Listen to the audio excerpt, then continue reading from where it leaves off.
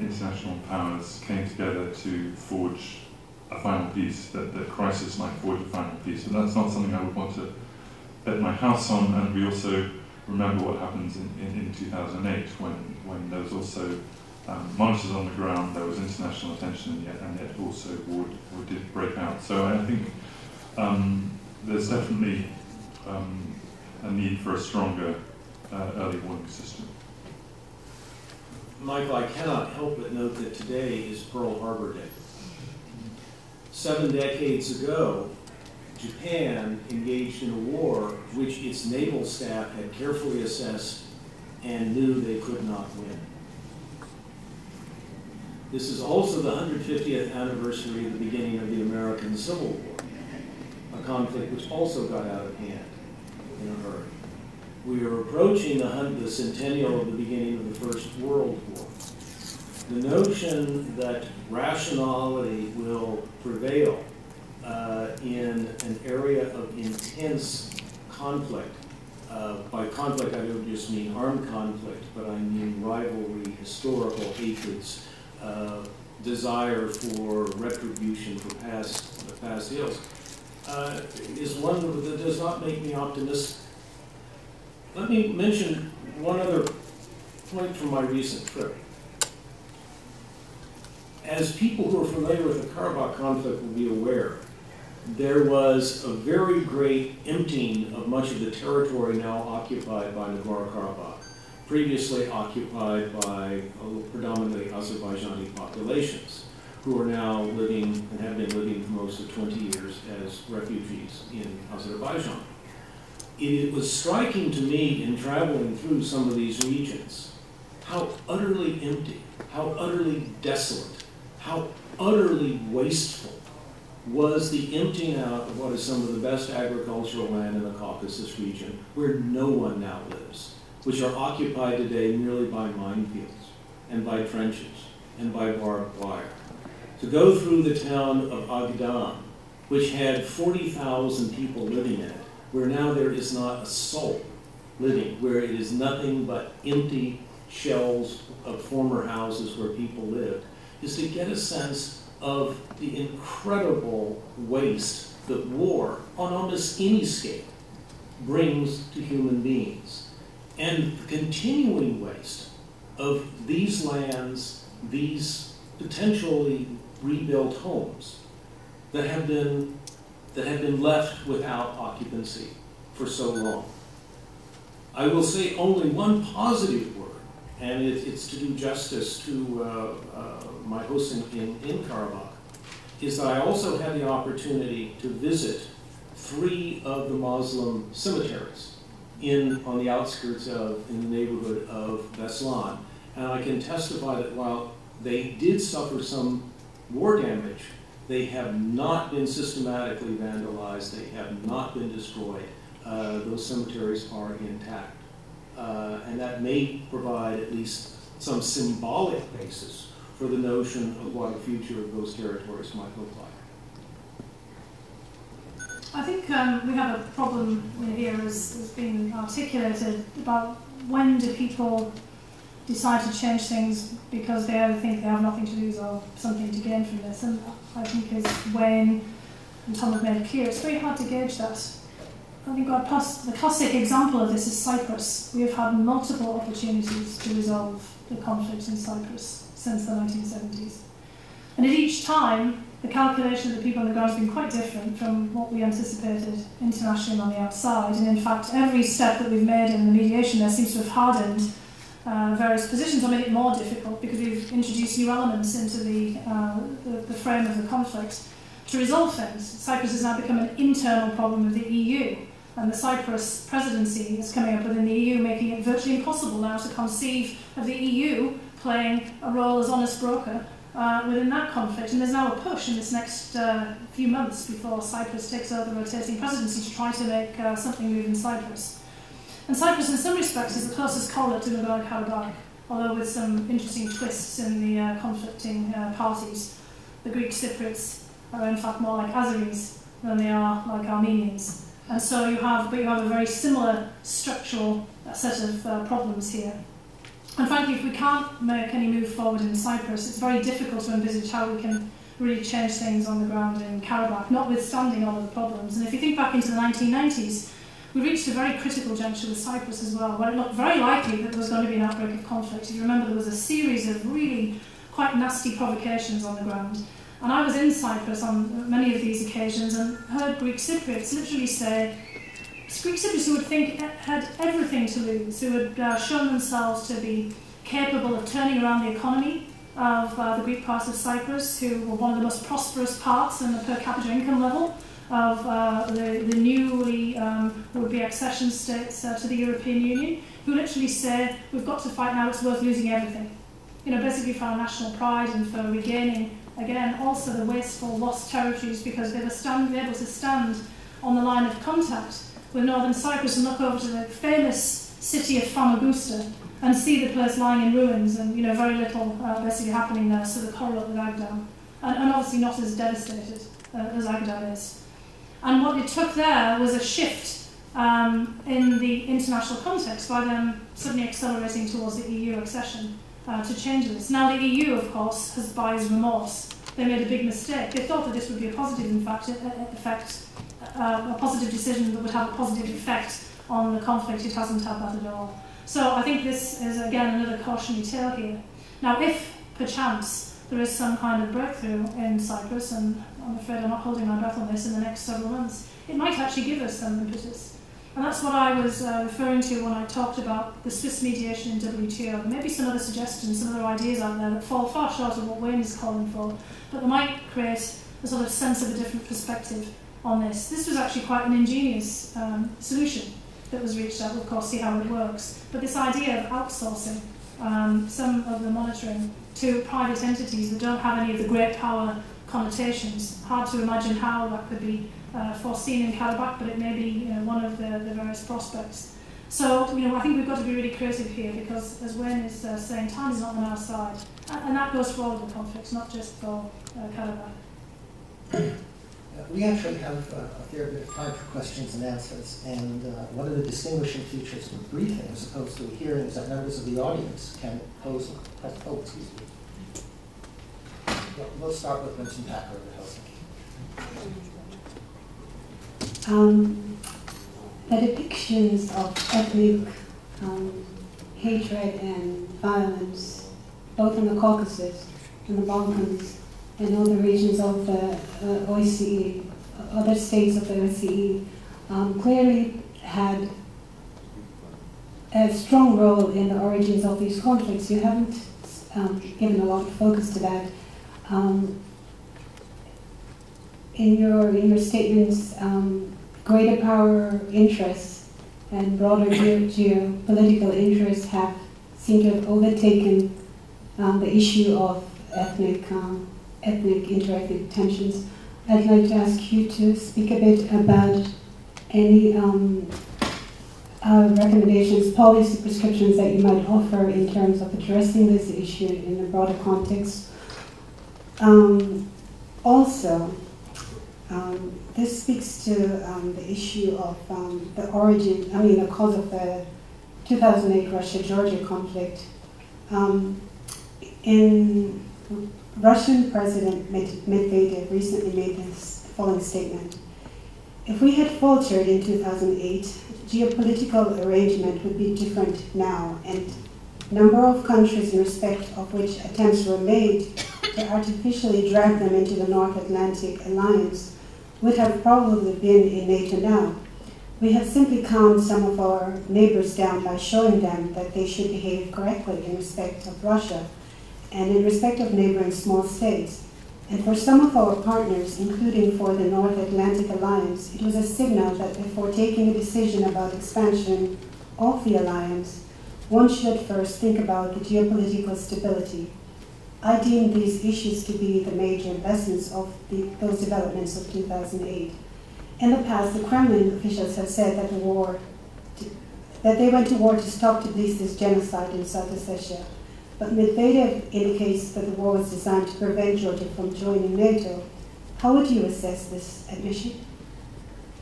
Thank you. Let me take your first point about the ethnic hatreds and so on. I would venture to say, and I do believe sort of ancient hatred is a bit of a myth that I think in the Caucasus. I think most of these conflicts, they're about probably no more than about 100 years old, and based on political and security considerations which have set two different groups against each other, but nothing to do with some kind of primordial ethnic reasons. Certainly religion plays no factor in the conflicts of the Caucasus. You only have to see that Armenia is on much better terms with a Shiite state, the Islamic Republic of Iran, than another Shiite state, Azerbaijan, is, to make that point. Last month I was in Georgia and I visited a village called Khojoni. It's just a few miles from the Armenian-Georgian border, and it has a mixed population, about 3/4 Armenian, 1/4 Azerbaijani. They live in one village, they speak each other's languages. They're all bilingual in Armenian and Azeri. Their third language is Russian and their fourth language is Georgian, even though they're on the territory of Georgia. They live in absolute harmony. They go to each other's shops, they go to each other's weddings and funerals. There's absolutely no problem on the territory of Georgia, which tells you that it's all about the political context in which these peoples are. So anything that can facilitate people-to-people contacts underneath the kind of big radar of big politics, I think, should be encouraged. I think Georgia is certainly an underused resource when it comes to the Armenian-Azerbaijani conflict, and anything that can also be done within the Georgian conflicts, simply to open those borders, reopen those borders, those administrative borders with Abkhazia and South Ossetia to trade, and more people-to-people contacts should be encouraged. I would note that by far the most prescient discussion of the origins of the Karabakh conflict is Thomas de Waal's own Black Garden, New York University Press, which I recommend highly. I would note that conflicts don't have to be ancient to be pretty bloody. The American Civil War started within living memory of the foundation of the Republic. It is, however, I think, a responsibility of larger states to involve themselves sometimes in conflicts which may be marginal to their own direct interests, if only because regional conflicts can spread and have a multiplier effect. I think one of the biggest differences today from not just 20 years ago, but even from 10 years ago, is the increasing role in the region as a whole of Turkey. And I think no future resolution of either the Karabakh conflict or of Abkhazia or South Ossetia will take place without the active involvement of Turkey. Turkey, as a Caucasian state, is playing a role similar to the role that Russia plays as a Caucasian state. At some point, Iran might play a more positive role as a Caucasian state. It plays a very important economic role today for Armenia, a vital one, I would say. But the rivalry between Tehran and Baku is a point of stress within the region. In many respects, I think a good deal of Washington's diplomacy should be focused on Moscow and Tehran, not as adversaries in this region, but as countries which have roles which we cannot duplicate. We are not a Caucasian regional state. They both are. They both have history there. They both have equities there which we do not share. So in many respects, a collaborative relationship between the United States and Turkey and Russia in dealing with all of these conflicts, I think is an absolute essential starting point for any positive contribution the United States should make. The idea that the United States can be positive by engaging with Georgia or Armenia or Azerbaijan or any of them in some way as an adversary vis-a-vis Turkey and or Russia, I think is totally counterproductive.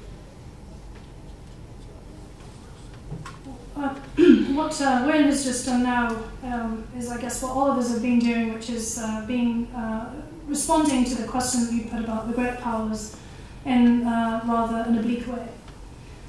Because what we're all showing here, one way or another, we have actually already answered your question, is that all of the powers in the region, external powers, bring their own baggage to these conflicts.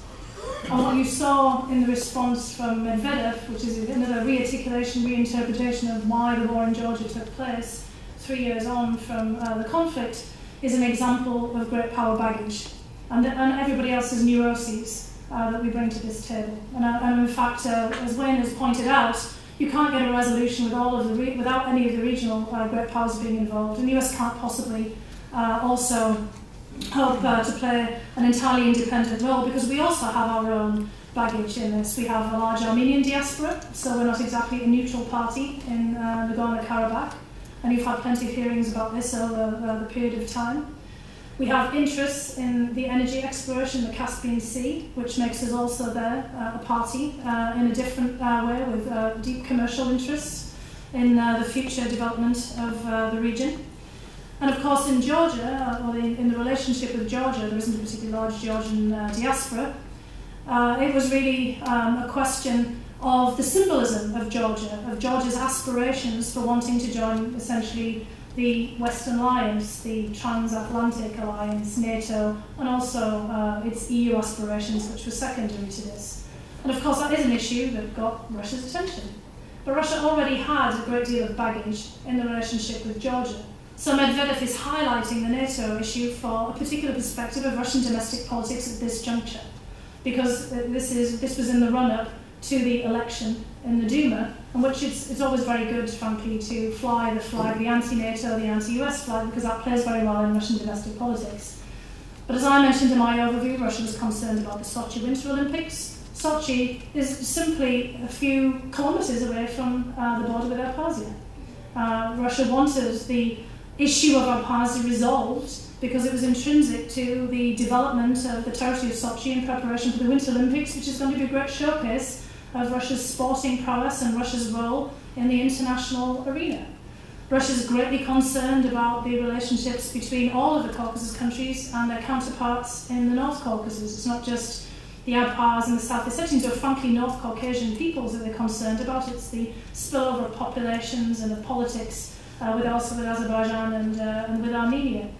And we also have Russia's own older rivalries with the old empires in the region, which Wayne has already talked about, with Turkey, the old Ottoman Empire, and Iran as the old Persian Empire.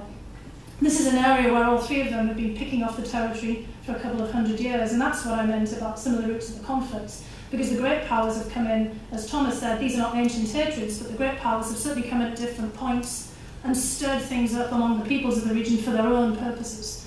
The questions, the various national questions that have been posed in the region have largely been inflamed by great powers wanting territory or wanting other gains, either for commercial, mercantile, or other purposes. So this is a very complex situation. There are no angels, as Tom said, and there are no angels in the international community either. We have to be very honest with ourselves when we approach these conflicts about our own baggage and our own difficulties in tackling them.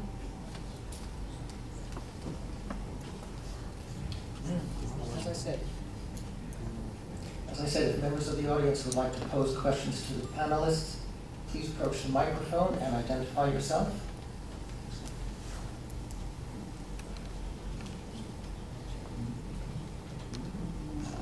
Hello, my name is Nassim Agaiba. I'm counselor with the Embassy of Azerbaijan. Thank you first of all for very interesting insights into these very painful conflicts in our region. I'll be very brief. I would like to touch up on the, let's say, proposal tabled by Tom de Waal about engaging the separatist leaders in these conflicts. I'll talk about Nagorno-Karabakh.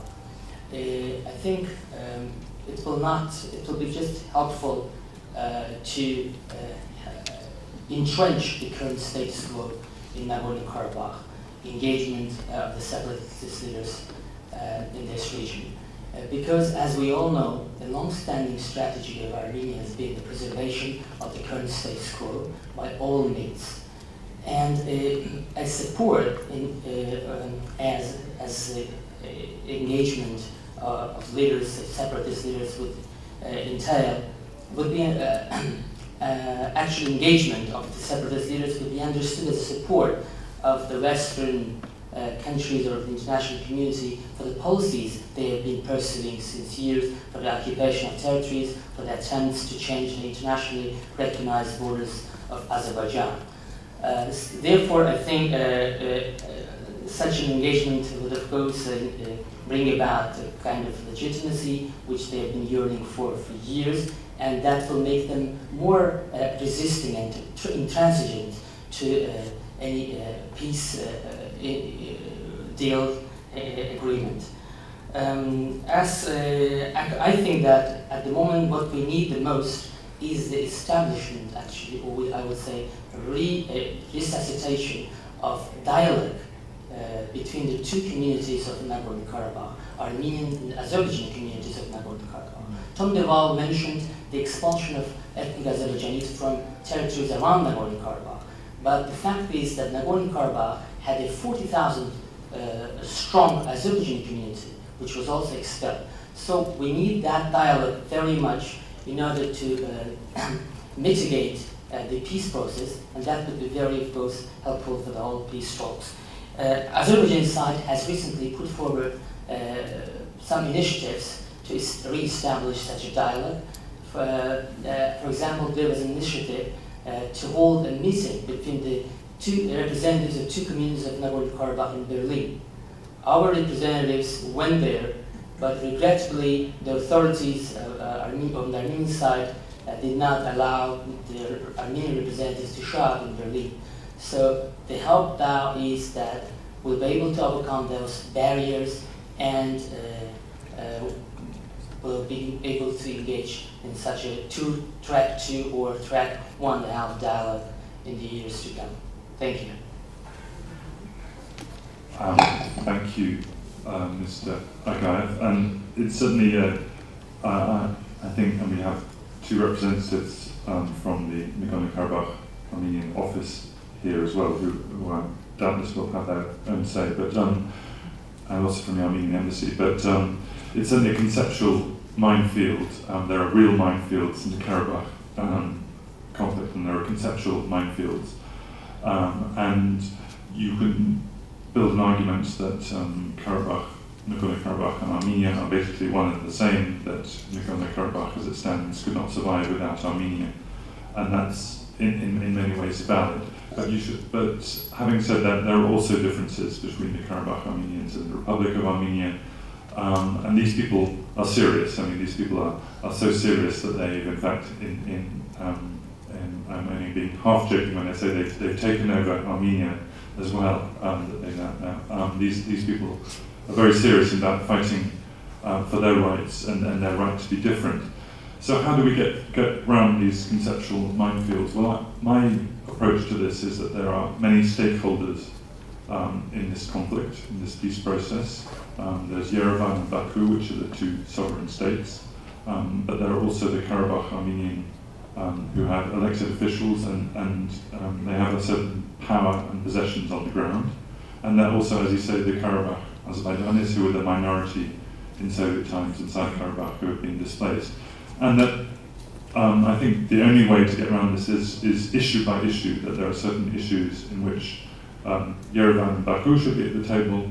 There are certain issues, whether, for example, on water sharing or some incidents on the line of contact, that it would make sense for Karabakh Armenians and Baku to be at the table.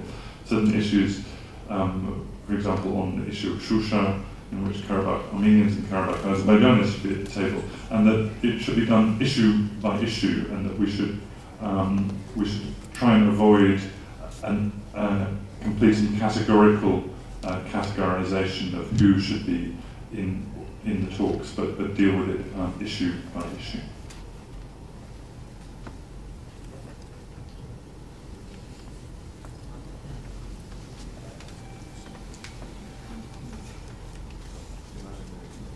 I thank you, Mr. Moderator, both the Helsinki Commission and all three prominent, by the way, my name is Waal and I represent Armenian Embassy here, and all three prominent experts on this subject, independent expert, and I very much appreciate all of your in-depth analysis about the situation in the region, about potential pitfalls and inherent dangers in this situation.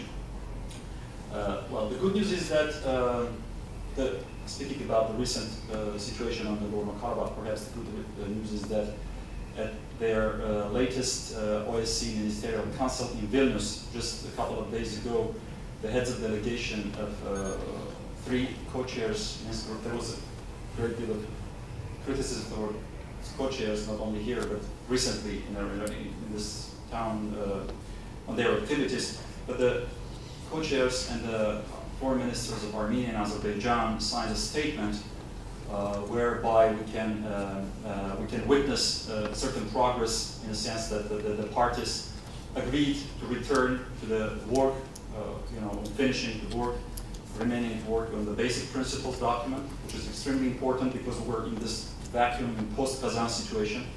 And in addition, the ministers stressed that there cannot be a military solution to the Nagorno-Karabakh conflict. And also the foreign ministers of Armenia and Azerbaijan indicated that their leaders will be ready in the near future to get together and continue the negotiations over the basic principles document. So I think this is, by itself, is a very positive fact in terms of Nagorno-Karabakh resolution, and it has a certain possibility. So in the sense of Minsk Group, I think the Minsk Group is doing a great job. They have been throughout these past years a mechanism of conflict prevention in a way, because in the absence of negotiations, one can imagine that what Mr. Mayor just mentioned, the inherent possibilities of the conflict. I can imagine if there is no negotiations, what are the dangers in this kind of situation. So there is the responsibility is absolutely up to the parties, and in this case, I think there shouldn't be any maximalist expectations, as one of the parties is trying now to push based on certain, incomes, inflows, or world oil prices, whatever, trying to impose certain maximalist perception, which is, by the way, no way getting a kind of a response based on this, because Armenia has been clear so far, and I don't think ever our position on the fundamental issue of Nagorno-Karabakh right to self-determination would ever change, because this is the root cause of the conflict, and this conflict can be resolved only if there is a solution to the fundamental issue. And this is being dealt by with the Minsk Group within the basic principle document. I think the co-chairs have found a quite equitable solution to this issue based, again, on mutual compromises. Now, as regards to the issue just touched upon, I'll briefly touch upon the issue that Tom Deval raised regarding the participation of the authorities of Nagorno-Karabakh, or about the formats. Absolutely, this is a part of the negotiations, and it has been acknowledged by the Minsk Group co-chairs that there cannot be a solution to Nagorno-Karabakh conflict without the consent of the Nagorno-Karabakh authorities and its population, because this conflict is about Nagorno-Karabakh. With all full respect to the former Azeri residents of Nagorno-Karabakh and their rights, which is, by the way, again, dealt by in the basic principle documents, there is absolutely no parallel trying to put together this bi-communal arrangements, talks. If there can be any negotiations, this is between the authorities of Nagorno-Karabakh and the authorities of Azerbaijan. This is the way to resolve this conflict.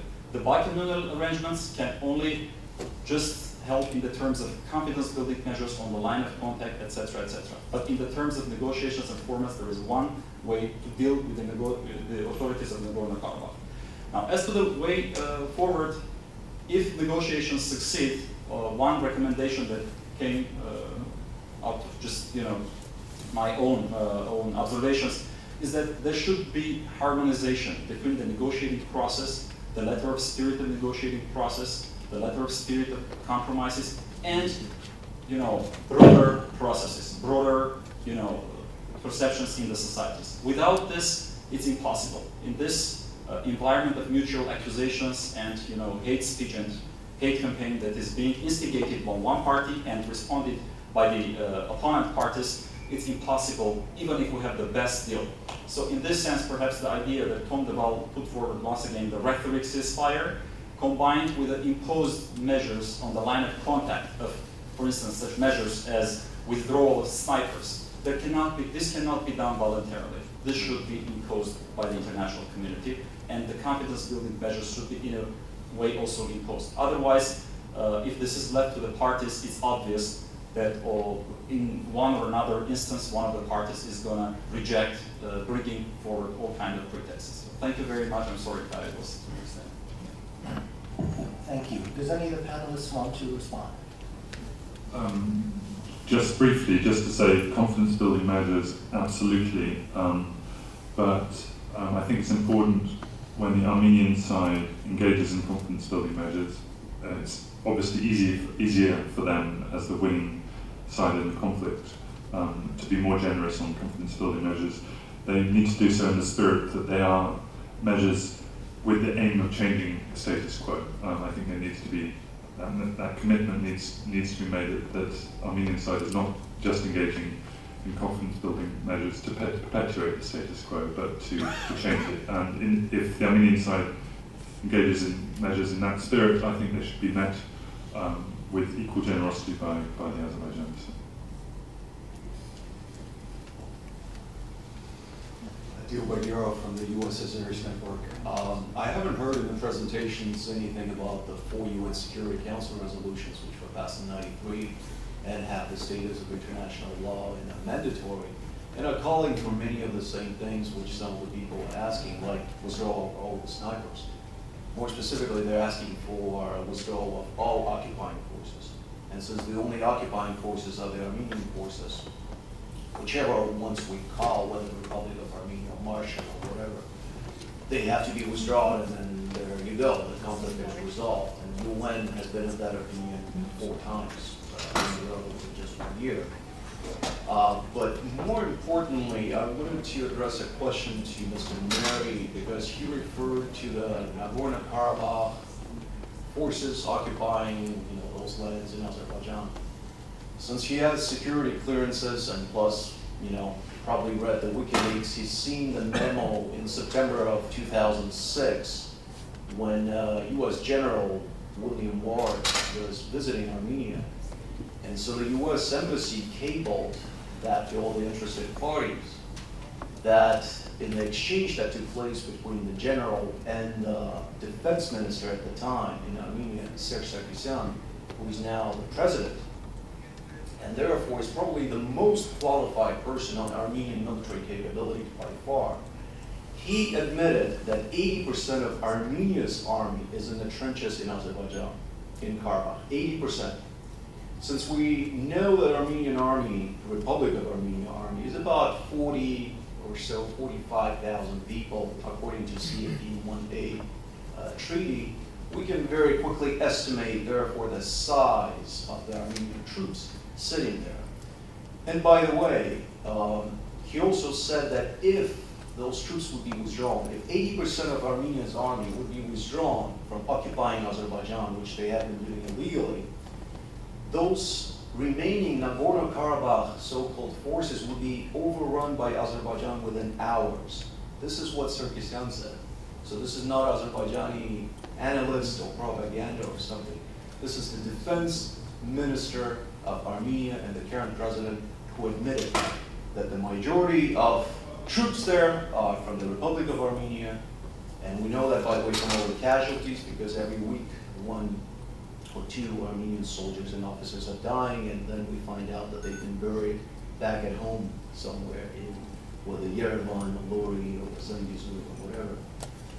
So it would be interesting to address that. Why do we keep on referring to some mysterious Nagorno-Karabakh forces when even the Armenian defense minister at the time and current president, and the person who's been the power broker since the very beginning of Armenia's independence, admits clearly that this is not so, and that this is really the Republic of Armenia.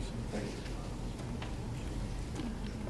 Thank you. Let me say that I've never been under any misapprehension going back even to my role as an observer of this conflict from the American Embassy in Moscow in 1991 to 1994, that this is a conflict between Armenia and Azerbaijan.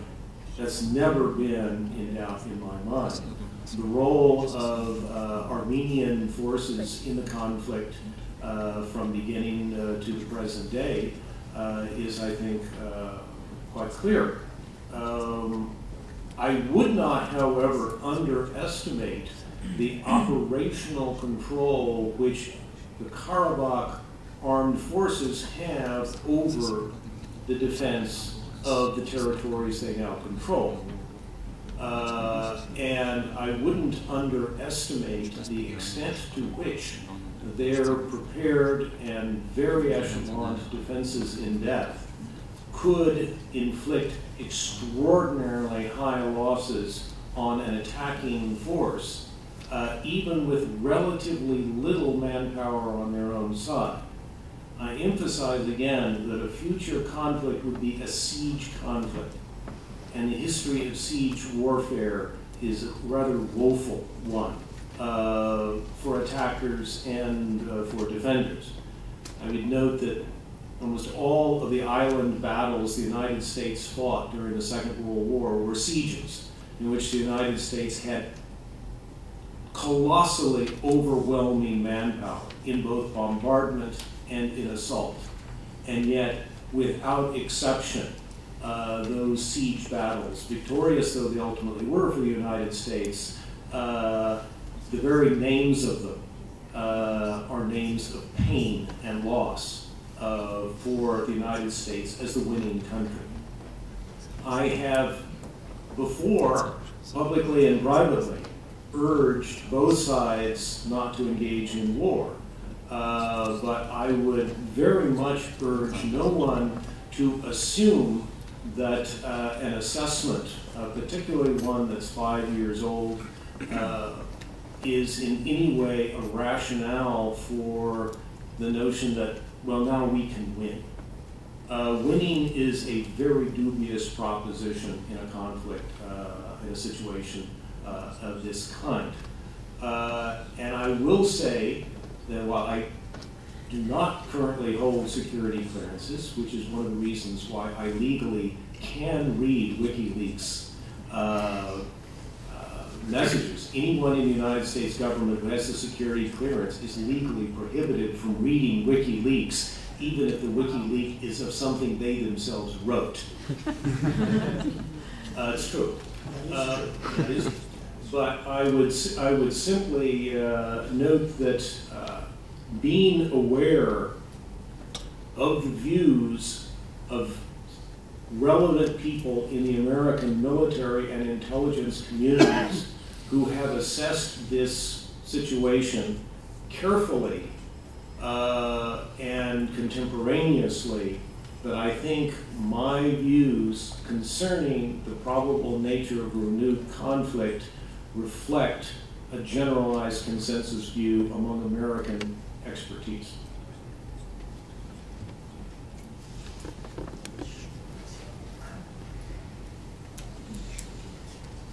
Thank you very much, Michel Sheshul from the Embassy of Georgia.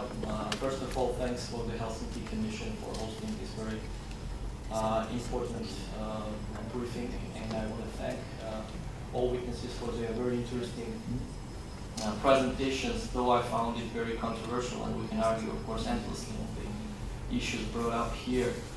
Let me be very brief and say that the conflict in Georgia has never been about Abkhazia or South Ossetia.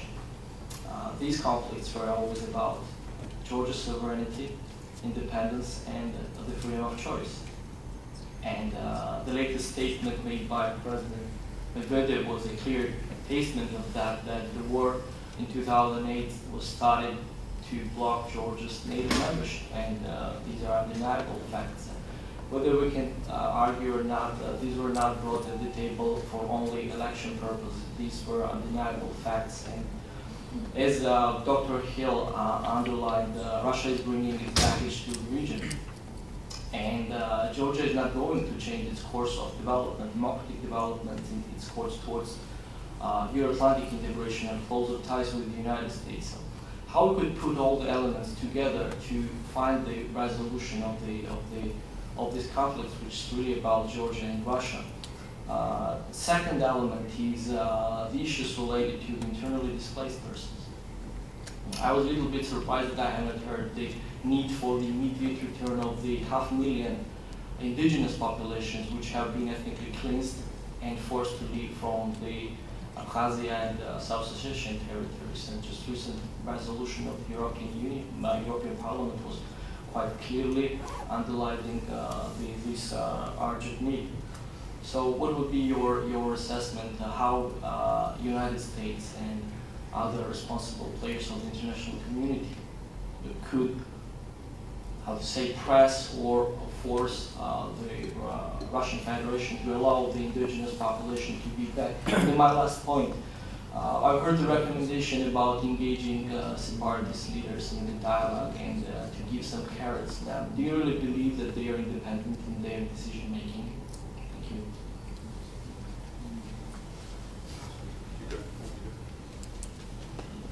I think this point about the refugees, let's start with this, is a very important one. And it's one that is consistent across all the conflicts, unfortunately. You refer to the EU and the EU Parliament resolutions. Adil Bagirov referred to UN Security Council resolutions. I think we could just go on in referring to the number of resolutions that have called for the return of refugees, the change in the stance of parties. You mentioned removal of snipers, you name it. We have more resolutions almost at times than we have people involved in the conflict, so it seems. And these resolutions clearly get us nowhere. Because ultimately it's all about the politics on the ground and different people's attitudes. And as you've said yourself, all of these issues become very contentious. And I think while we still have the issue of the lack of resolution of the Middle East peace process, for example, where a huge question there is about the right to return, while in the case of Cyprus we still have no resolution, where yet again the big question there is the right of the return of the various displaced populations from either North or South Cyprus. The same set of issues in Transnistria on a much lower scale, of course, in terms of people who were displaced from that conflict. And the same issues across the board. We need to really see a larger push on the international context for changing the way that we approach these conflicts. And unfortunately, right now, we don't have a very good mechanism for this. You mentioned, this requires pressing Russia. Russia would, of course, argue that no, it requires pressing. And this gets to your question about the independent authorities in South Ossetia and Abkhazia. And as I think Tom outlined quite clearly in his opening presentation, independence is always in the eye of the beholder. And South Ossetia clearly, and I think we can say really without much argument, does not have much of an independent role in this matter. We've seen that from the recent manipulation of the elections in South Ossetia, where ironically Russia did not like the outcome of the election and declared it fraudulent. In the case of Abkhazia, however, there is independence of action there. And there's a great deal of resentment on the part of the Abkhaz authorities and community about heavy-handed intervention of Russia into their affairs. And of course we had the classic case of the former, now deceased, leader of Abkhazia, who was married to an ethnic Georgian, and who had a relatively different perception of what should happen with IDPs, but constraints within his own ways of resolving this because of internal domestic Abkhaz politics. And then, of course, his larger, not so, let's say, cordial relationship with Russia itself. So we have so many levels of complication here that it becomes very difficult. We can't come up with pat answers. And this is, the dilemma that we all have in these briefings. If only there was the miracle solution, if only we can say, of course, yes, these resolutions should all, every single one of them, be enforced. Now, of course, we've had so many resolutions that they often contradict each other. They don't always pick up from the last resolution, which then enables anybody who wants to block this from having us move forward. And I think your point that you made about Georgia not changing its decision, this goes down also to the level of the conflicting parties as well. Because as Tom and Wayne have both made out, and Tom made this very clear, in the case of each of the peoples of the respective territories, they also want to exert their own freedom of choice. I can't remember exactly how you put it, Tom, but everyone is fighting for the right to make their own freedom of decision here. And it's very difficult for the outside community in that regard to impose something. I mean, the idea that now that the United States could impose anything in the region now is frankly rather far-fetched. We often can't impose things in our own politics, as we're seeing in gridlock in these august Brookings that we sit in the midst of right now. So we have an incredible difficulty here. So I'm afraid that I personally don't have any great solutions here. Everything that everybody said has its own validity and its own basis. And we're going to have a very difficult time. My best bet is that we do have a breakthrough, and again, I said I wasn't holding my breath about this, on something like Cyprus, if we could change the way of thinking. And the best change of the way of thinking that we've had so far is, frankly, the breakthrough on WTO, not related to the conflict, but everything about the conflict. What the Georgian government did here, I think, was quite inspired. And I have to say that nobody expected this breakthrough. It was an extraordinary enlightened one. It was very creative. It's very modern. And the whole idea of outsourcing basically the supervision and the oversight of the customs. And if we can have more of that modern thinking outside of the box, then maybe we might be able to find some way of moving forward in all these resolutions we've had. I would just add, you said actually, Philippe, that the conflict has never been about Abkhazia or South Ossetia. Are these people really independent? My fear is that this becomes a self-fulfilling prophecy. Clearly there is a Russian dimension here, but there is also a local dimension, and that goes way back to the early 20th century. We know that period 1918 to 21, there were also conflicts between the government in Tbilisi and Abkhazia and South Ossetia. And I think the Georgian task should be to the motivation for the Georgian side to engage Sukhumi or Skripal is precisely to lessen the influence of the Russians and to, in order to get greater leverage with Abkhazia and South Ossetia. Since we are looking back on the 20 years, I would note that in the summer of 1991, then President George Herbert Walker Bush made a speech in which he warned against suicidal nationalism in the former Soviet Union.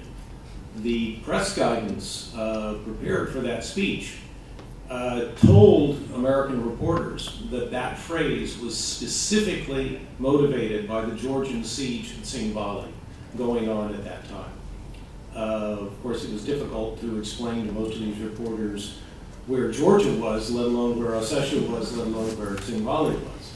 But 20 years ago, before there was a breakup of the Soviet Union, this was a concern for the United States as a humanitarian issue.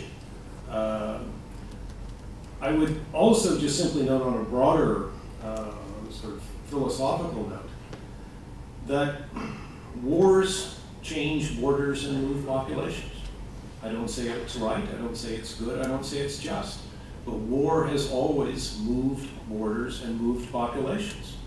To my way of thinking, the worst consequence of a war is a renewed war, because it simply makes for more displaced populations and even more difficult problems to solve.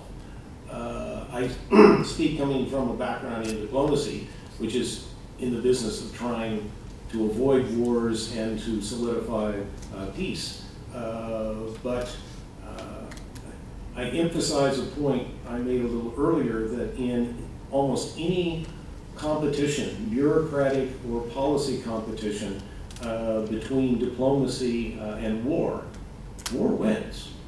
Therefore, it is terribly important for policymakers not to go down that road. We have less than 10 minutes left, and we have 1, 2, 3 people who'd like to ask questions. I'm not sure, frankly, if at 4:30 we have to liberate this room. So what I'd like to ask the 3 of you to do who would like to ask questions, why don't you ask them all at once, and then we'll get our panelists to give brief responses to them so that we can wrap up on time. So I'd like to invite you, Sarah. Thank you very much. My name is Aykan Alpetian. I work for the Armenian TV company. I would like to refer to Azerbaijani community or minority of Nagorno-Karabakh to this point About 20 years ago, almost these days, there was a referendum of independence on December 10 of 1991 in Nagorno-Karabakh. The Azerbaijani people of Nagorno-Karabakh were invited to participate into this referendum. I have seen the archives, the video of this referendum where the questions were printed in 3 languages. Do you agree that Karabakh should be part of Azerbaijan or independent? The question was printed in Armenian, Russian, and Azerbaijani. And that was the Azerbaijani minority of Karabakh that refused to participate in this referendum following the instructions from Baku. So this was a break point. This referendum, as was mentioned, was undertaken according to Soviet laws. The Soviet Union was still there. The red flag was still in the Red Square of Moscow. And there was a Soviet law of April 3 allowing any autonomous region to secede from Republic of Soviet Union to become independent, whether the population of that autonomous region decides the votes in favor of that or not. My question is, the Kazan meeting was, unfortunately, was not a breakthrough. It could be if Mr. Aliyev hadn't bring 9 or 10 amendments to Kazan. But we could maybe get closer to peace in Kazan following these principles of Madrid and L'Aquila and Muskoka. We were close to peace also in Key West. Before Key West, we had 88-89 common state principle that Armenia accepted and Azerbaijan unfortunately refused.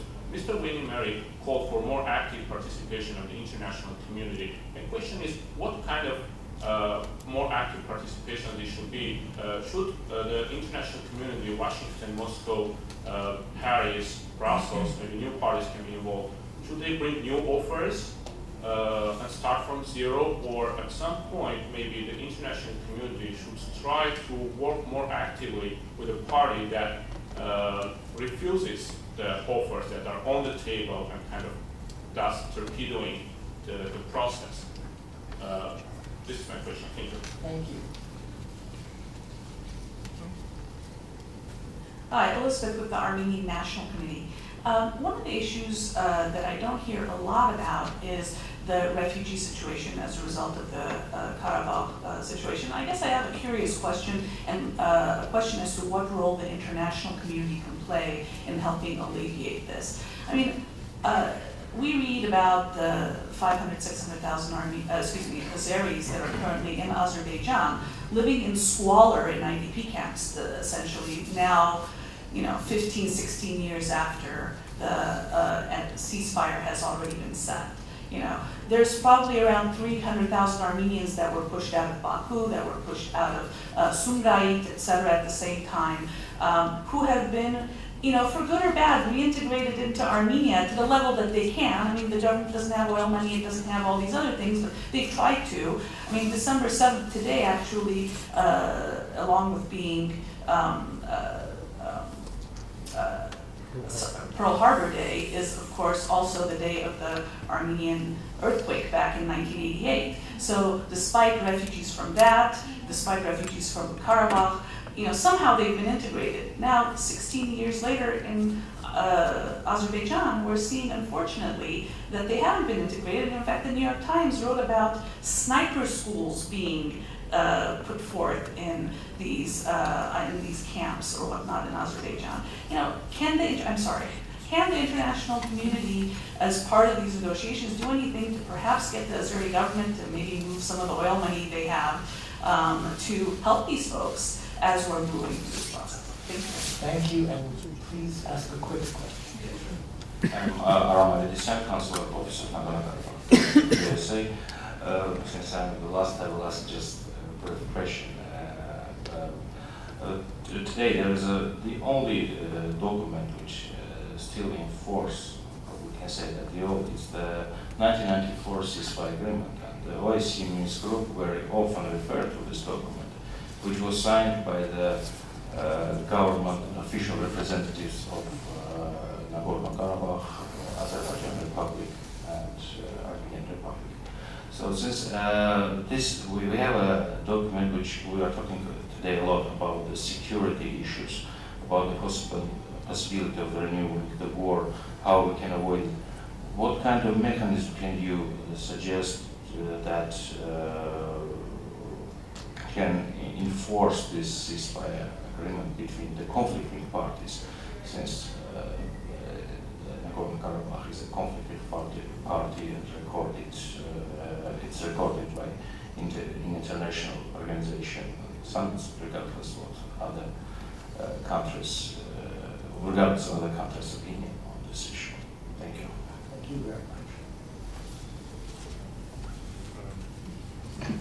much. Just briefly on the question of IDPs, I don't believe any of them are, I think the camps have all been closed. I don't think anyone's living in tents anymore. Some of them are living in, I think in 2006 the last IDP camp was closed. Some of them are still living obviously in poor accommodation, but I do believe also that the Azerbaijan Oil Fund does allocate money to IDPs. I think there's a general problem about unemployment in Azerbaijan. Unfortunately, oil and gas gives a lot of wealth, but it doesn't give employment, and people like IDPs unfortunately suffer greatly from that. But I wouldn't say that IDPs in Azerbaijan particularly suffer more than much of the rural population.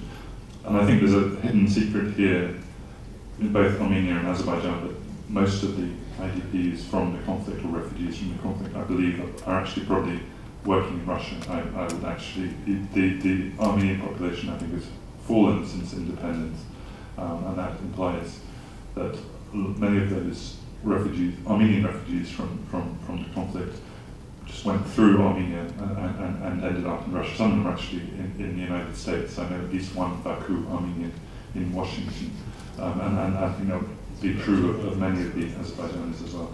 Just briefly on the issue of yes indeed, the ceasefire document is one of the few documents signed by the conflicting parties.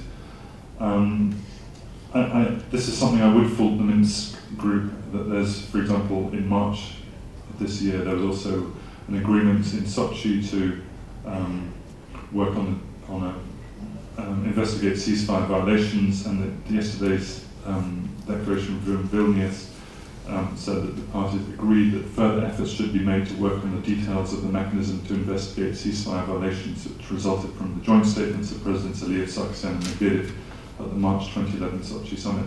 I have questions about such a soft statement of this. If the three presidents issued a joint statement in March, why has a mechanism not been set up by December? Why is a statement at the OSCE summit still urging that? And I do think this is something that the international community should be more outspoken on trying to enforce the ceasefire, and that indeed calling for increased OSCE monitoring, whether it be bodies on the ground or through satellites of the ceasefire.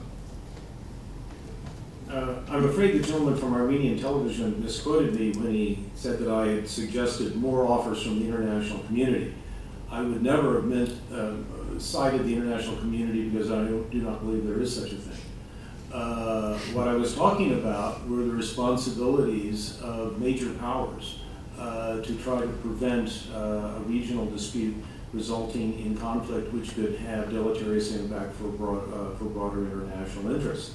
I happen not to favor greater participation by more multilateral bodies.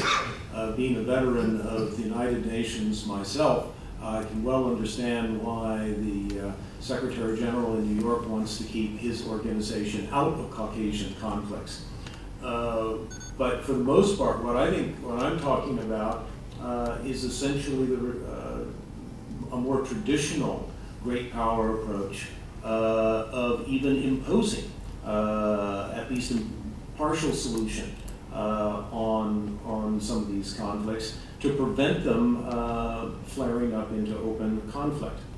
To my way of thinking, one of the problems with any document like the 1994 ceasefire is that it creates a status quo that diplomacy is then in the business of trying to perpetuate. In almost any conflict situation, diplomacy can either try to resolve the conflict or to manage it. In the overwhelming majority of cases, diplomacy gets in the business of managing the conflict, because resolving a conflict is so difficult. Usually, if you're actually going to get a signed peace agreement, you need to do it quickly after the shooting stops. The more time that is lost in managing a conflict, the more difficult it becomes to resolve the conflict. However, there are times when resolving a conflict